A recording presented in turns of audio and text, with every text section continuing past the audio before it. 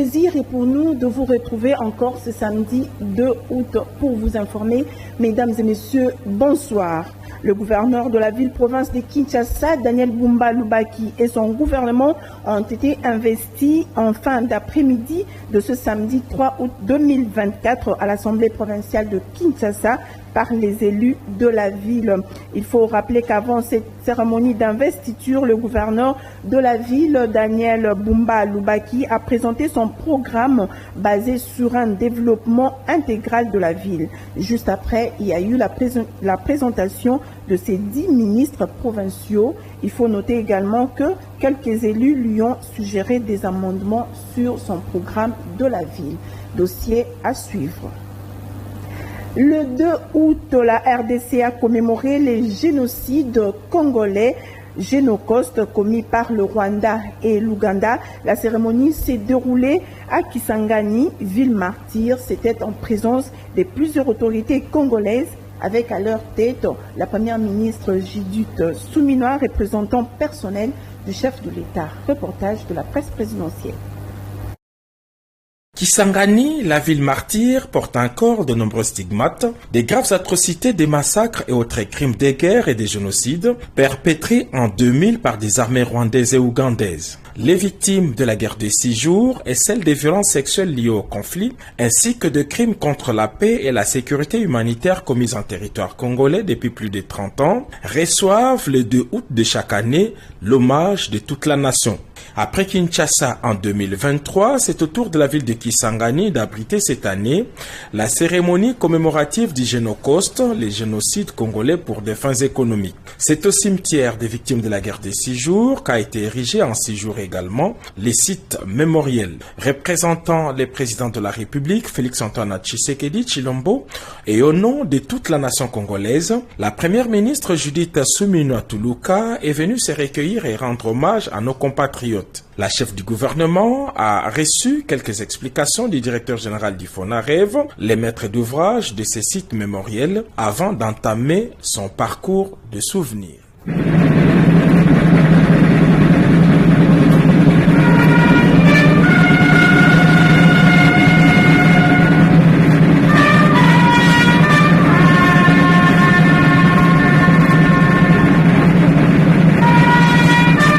Dans ces cimetières gisent 8 membres d'une même famille emportés par une bombe entre les 5 et les 10 juin 2000. Un moment chargé d'émotion pour la seule rescapée de la famille Ochudi qui s'est trouvée en dehors de la résidence familiale au moment des faits et qui assiste ces jours à l'hommage national rendu à ses proches parents. 24 ans se sont écoulés, mais les tristes souvenirs sont encore frais dans la mémoire. Dans ces cimetières se trouvent 3 stèles qui représentent chacune une catégorie de victimes. La stèle du centre est dédiée à tous les Congolais victimes des agressions du Rwanda et de l'Ouganda. Les 2 autres stèles sont dédiées respectivement aux victimes dont les corps ont été jetés dans les fleuves Congo et la rivière Chopo, ainsi qu'aux milliers d'autres compatriotes enterrés dans des cimetières circonstanciels à travers la ville de Kisangani sous les coups de canon des agresseurs. À toutes ces victimes, la nation leur a exprimé la solidarité et leur reconnaissance, tout comme leur souffrance.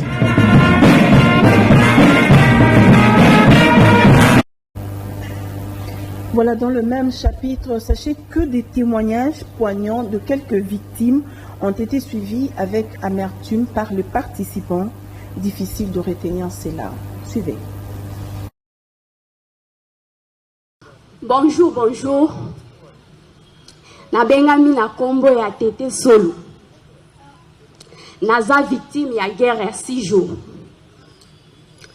Ezalaki le 5 juin 2000 na 10 heures. Nazalaki encore na 9 ans. Nazalaki na 3e primaire. Tombe kwe place tozalaki na se ya mbeto pou. Et panzi makolo nanga. Nazalaki nini? Pona mérité à ce boye. Le vinanga est bébé kasi.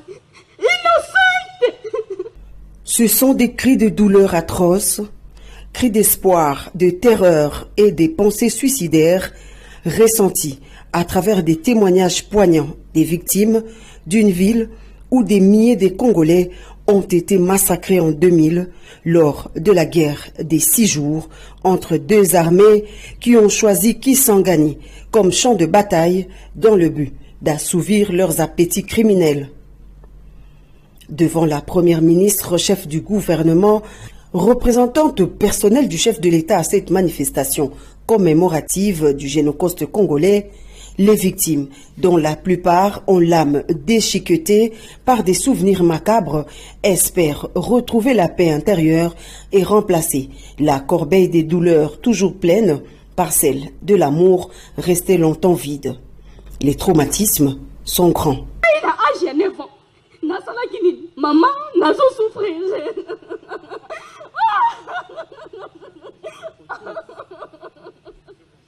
Nous sommes les autres pesapasi. Kimia esangi badamobu. Koto yoko. Na tamalibwa, na tukulibwa na libwa. Ne bandelia makambo ba mama batata bandiku.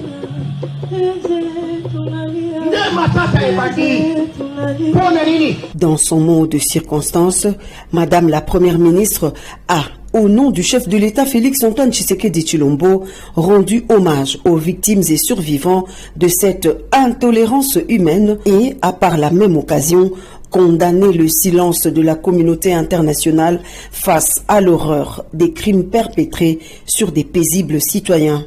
À travers l'engagement du président de la République, nos efforts ont conduit à la mise en place de l'écosystème des réparations avec la création des fonds de réparation des victimes des crimes contre la paix et la sécurité de l'humanité, le FONAREV, et du fonds spécial de réparation et d'indemnisation des victimes des actes illicites de l'Ouganda en République démocratique du Congo, FRIVAO en cycle. En séjour à Kisangani, le ministre de la Communication Patrick Mouyaya et les porte-parole de garde, le général-major Sylvain Ekenge, ont co-animé le briefing de presse du vendredi 2 août à la mairie de Kisangani autour du thème lancement de la campagne de soutien au FRDC et des veilles patriotiques, tout pour la patrie. Commentaire signé Jules Boulembi. D'entre deux jeux, Patrick Mouyaya a présenté cette campagne qui s'aligne dans la logique de Bendele Ekoyate. Son spot publicitaire de 2 minutes montre les forces de défense en action sur les lignes de front contre l'ennemi. Traduit les serments de nos vaillants militaires de FARDC qui se présentent comme le gardien de notre terre, sentinelle de l'aube et porteur d'espoir. Il s'est de signaler que tout pour la patrie est le serment des vaillants FARDC. Nous allons circuler dans toutes les provinces pour la campagne sur les veilles patriotiques, en nous mobilisant autour de notre armée pour que tous les crimes commis contre l'humanité soient punis, a-t-il expliqué aux participants présents à ce lancement. À la question de savoir la différence entre la trêve humanitaire et le cessez-le-feu, le ministre Mouyaya a souligné que la trêve a été obtenue par les États-Unis d'Amérique, mais le cessez-le-feu par l'accord de Luanda. Cette campagne sur le veille patriotique intervient après celle axée sur défendant la patrie, et s'il faut faire un bilan, les acquis sont bel et bien visibles, a-t-il indiqué. Aujourd'hui, nous sommes dans une posture où nous comprenons mieux ce qui se passe à l'Est. Nous voulons rallumer la flamme patriotique, a précisé le porte-parole du gouvernement.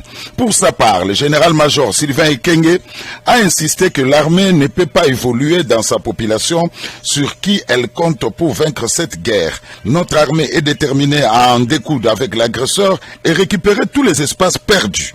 Nous avons identifié les problèmes qui rongeaient l'armée.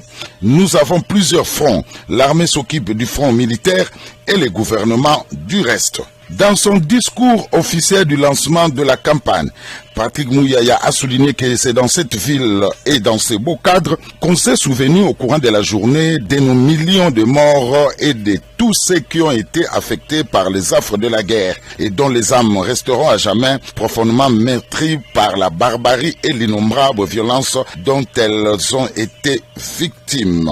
Ces mots ne sont pas les miens, mais du président de la République, son Excellence Félix-Antoine Tshisekedi Tshilombo, prononcé ce matin par la première ministre, chef du gouvernement, son Excellence Judith Suminwa. C'est autour de cette détermination, a ajouté Patrick Mouyaya, que se fonde notre action Et ce soir, nous voulons dans la dynamique Bendele Ekoyate lancer la campagne Tout pour la patrie. Plus qu'un cri de guerre, c'est un appel au don de soi pour la patrie, un engagement patriotique renouvelé à utiliser toutes les ressources à notre disposition pour combattre individuellement et collectivement avec la dernière énergie cette agression insensée. Dans les minutes qui suivent, nous allons vous présenter le premier spot de notre campagne qui va s'étendre à travers le pays.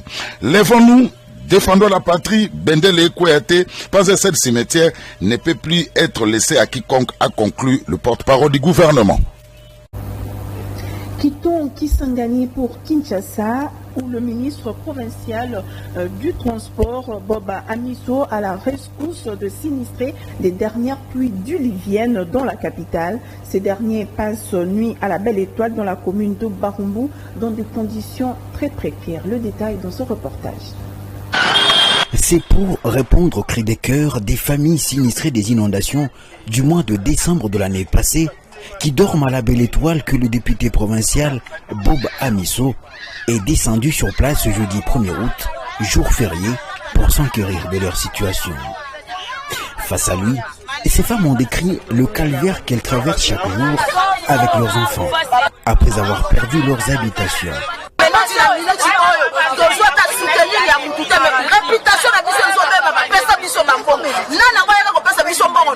Le ministre Bob Amiso a promis de saisir le bourgmestre de commune et le responsable communal du social. Ensemble, ils se sont rendus sur le site ce vendredi 2 août et ont assuré de saisir le ministre des Affaires sociales pour que ces familles retrouvent vite un toit, après identification. Nous avons deux objectifs. Il y avait des sinistrés qui étaient là, qui avaient fait appel à nous. Il était important pour nous en tant que député provincial de la commune de Barumbu de venir constater. Je me suis fait accompagner du bourgmestre de la commune. Nous allons voir le ministre des Affaires sociales pour lui faire part des personnes qui dorment à la Belle Étoile. Dans la commune de Barumbu, se pose aussi un problème de construction anarchique. Le cas le plus alarmant, c'est cette construction érigée en pleine avenue Nyanza qui pourrait bientôt être démolie.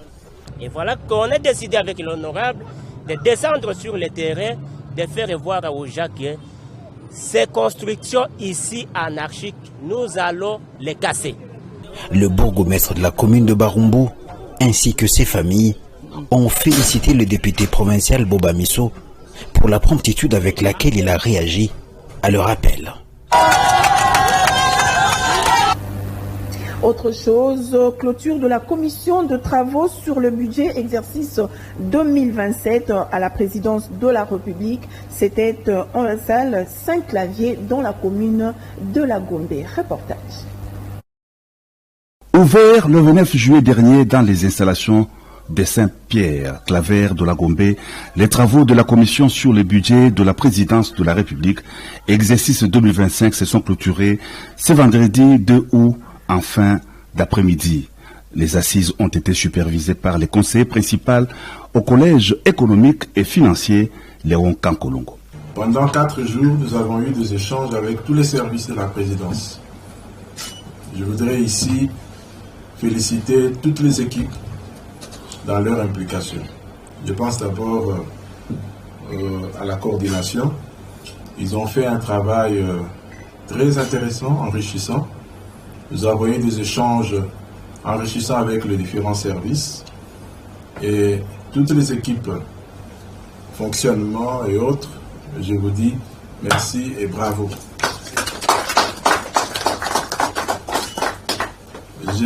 J'ai bon espoir qu'avec cette équipe solide, les provisions budgétaires de la présidence de la République seront bien défendues lors des travaux de la grande commission. Ainsi donc, au nom du directeur du cabinet du chef de l'État, son Excellence M. Anthony Kinzo, je déclare clos les travaux de la commission budgétaire de la présidence de la République pour l'exercice 2025. Le séminaire a abouti à l'élaboration du budget de la présidence de la République exercice 2025. Il ressort des travaux que le tout s'est déroulé sur base des orientations budgétaires de la Première ministre Judith Soumina Toulouka et de la note circulaire du ministère du Budget.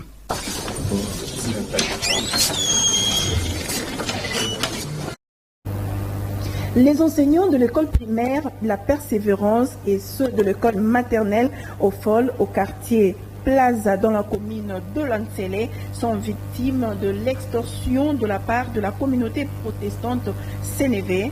C'est ce qu'a dénoncé la synergie des syndicats des enseignants de la RDC qui sollicitent l'implication de la ministre de l'Éducation nationale et celle de la première ministre. Les enseignants victimes de l'église Sénévé réclament que leurs écoles quittent ces réseaux Sénévé. Reportage signé Alain Luka.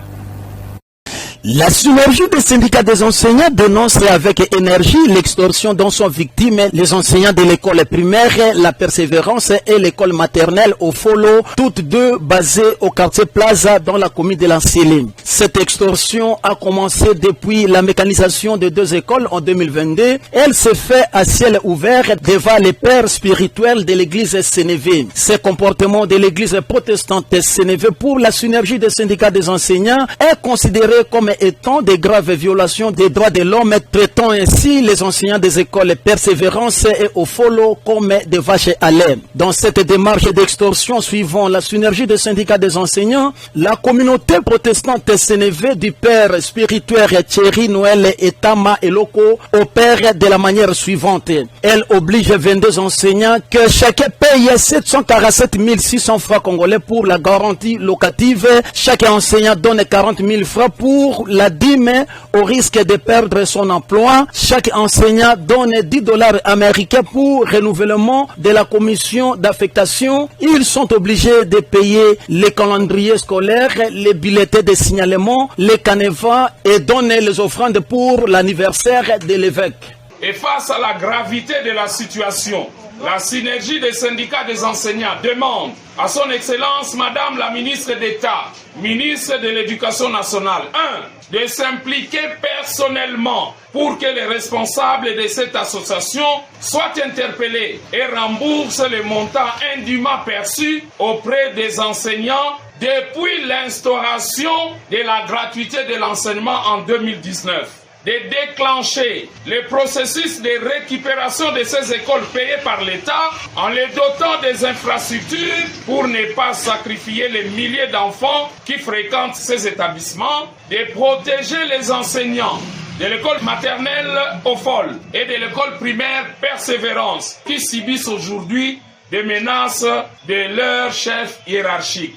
Face à cette extorsion, la synergie des syndicats des enseignants sollicite l'implication de Madame la Première ministre, chef du gouvernement, et celle de Madame la ministre de l'Éducation nationale et Nouvelle Citoyenneté, ainsi que l'implication de l'ensemble du gouvernement de la République pour sauver l'action de ces enseignants qui sont en détresse. Il était 22h, heure de Kinshasa, lorsque deux hommes en uniforme ont fait irruption à la kermesse Bomoko dans la commune de Kassavubu pour rançonner et extorquer le paisible citoyen. Reportage.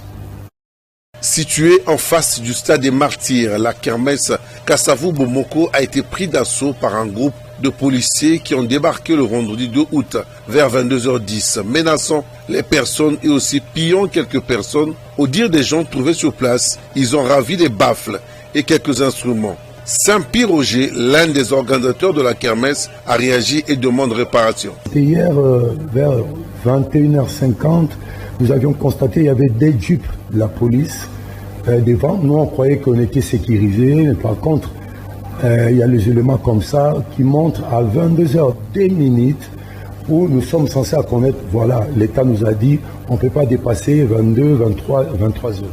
Et donc, dans la fourchette de 22h à 23h, on s'est dit, souvent d'habitude, moi personnellement, je respecte ces temps-là parce qu'on est censé les respecter la loi. Et donc là, on était surpris de voir, il y avait beaucoup de monde et il y a eu peur des choses. Mais ce qui est déplorable parce que il y a eu 2 instruments que j'ai loués. À 500 $ par production, j'ai loué.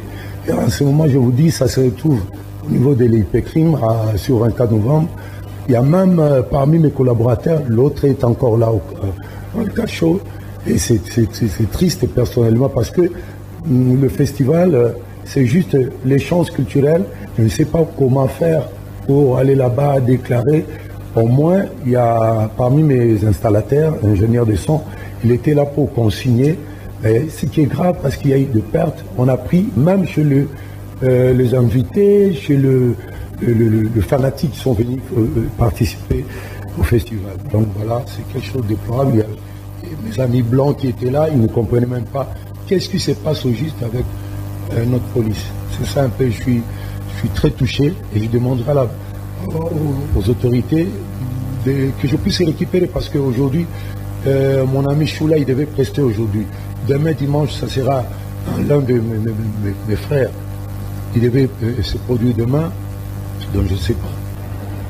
L'assainissement du stade de Martyrs figure parmi les objectifs prioritaires que s'est assigné le nouveau comité de gestion de cette infrastructure coordonné par Doudou et També. Mario Ambongo nous fait le point.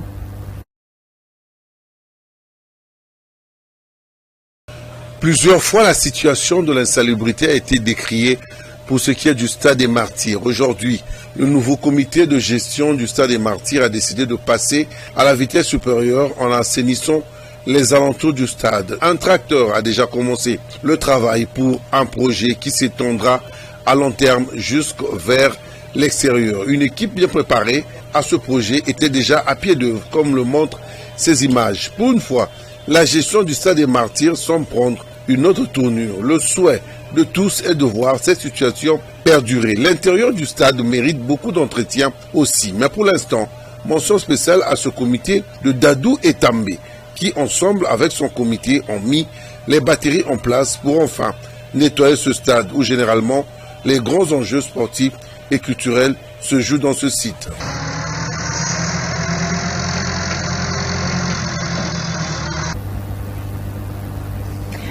Après plusieurs années de participation des athlètes congolais aux Jeux Olympiques, pas de médaille. Pendant ce temps, l'État congolais paye chaque 4 ans le frais de mission. Il faut dire que le comité olympique a une part de responsabilité dans cette léthargie. Suivons ce reportage.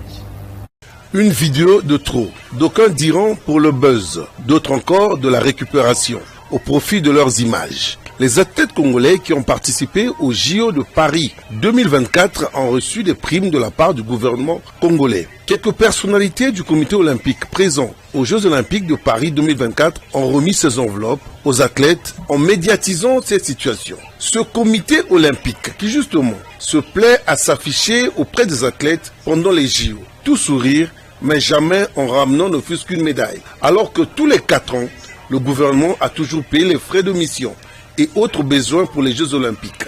De 2004 à Athènes, le même comité olympique, sans médaille, mais des déplacements en pompe.